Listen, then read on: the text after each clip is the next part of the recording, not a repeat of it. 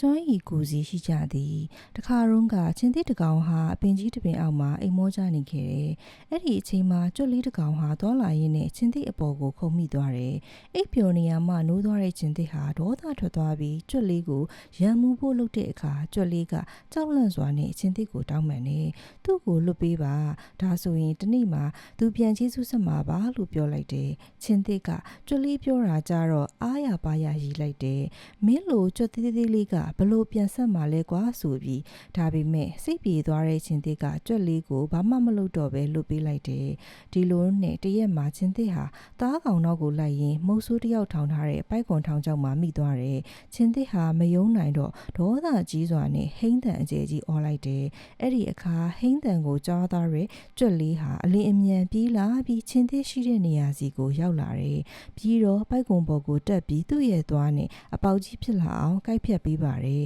မကြာခင်မှာပိုက်ကွန်ပွင့်သွားပြီးချင်းသစ်လည်းလွတ်မြောက်သွားပါတော့တယ်အဲ့ဒီတော့မှကြွက်လေးကသူ့လိုအရွယ်အစားသေးသေးလေးဟာလေချင်းသစ်ကိုယ်တော်ကဲတင်နိုင်တာပဲမဟုတ်လားလို့ပြောလိုက်ပါတယ်ဒီပုံမြင်လေးကိုနားထောင်ခြင်းဖြင့်အားလုံးဟာအရွယ်အစားမြည်တို့ဖြစ်ပါစေစွမ်းရည်ကိုစီရှိကြောင်းသိမြင်နိုင်ပါတယ်